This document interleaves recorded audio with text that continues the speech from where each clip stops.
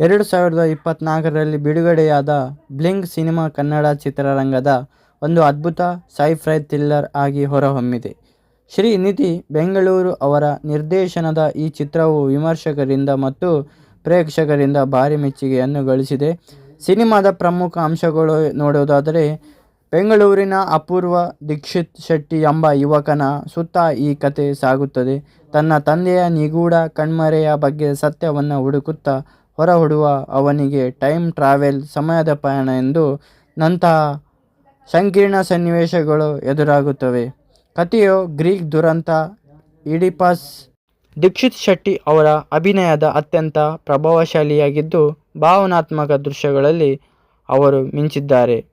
Chaitra J. Achar, Gopalakrishna Deshpande ಮತ್ತು ವಜ್ರಧೀರ್ ಜೈನ್ ತಮ್ಮ ಪಾತ್ರಗಳಿಗೆ ನ್ಯಾಯ ಒದಗಿಸಿದ್ದಾರೆ. ವಿಮರ್ಶೆ ಮತ್ತು ರೇಟಿಂಗ್ ಬಗ್ಗೆ ನೋಡುವುದಾದರೆ, ಕಥೆಯ ಹಂದರ ಒಂದು ಚಿತ್ರಕಥೆಯ ಪ್ರೇಕ್ಷಕರನ್ನು ಕೊನೆಯವರೆಗೂ ಕುತೂಹಲದಲ್ಲಿ ಇರಿಸುತ್ತದೆ.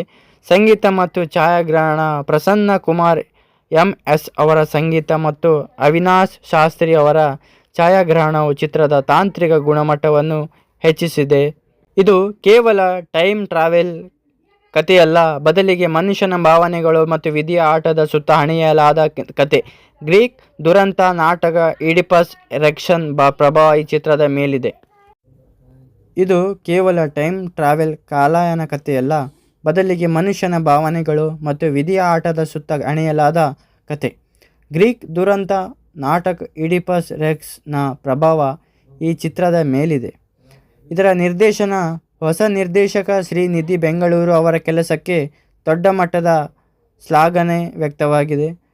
ಕ್ಲಿಷ್ಟಕರವಾದ ಕಥೆಯನ್ನು ಗೊಂದಲವಿಲ್ಲದಂತೆ ತೆರೆಯ ಮೇಲೆ ತಂದಿರುವುದು ಅವರ ಜಾಣ್ಮೆ. ದೀಕ್ಷಿತ್ ಶೆಟ್ಟಿ ಅಪೂರ್ವ ಪಾತ್ರದಲ್ಲಿ ಅದ್ಭುತವಾಗಿ ನಟಿಸಿದ್ದಾರೆ. ಚೈತ್ರಾ ಆಚಾರ್, ಗೋಪಾಲಕೃಷ್ಣ ದೇಶಪಾಂಡೆ ಮತ್ತು ಸುರೇಶ್ ಅನ್ಗಳ್ಳಿ ಅವರ ಅಭಿನಯ ಕೂಡ ಚಿತ್ರಕ್ಕೆ ಶಕ್ತಿ ತುಂಬಿದೆ.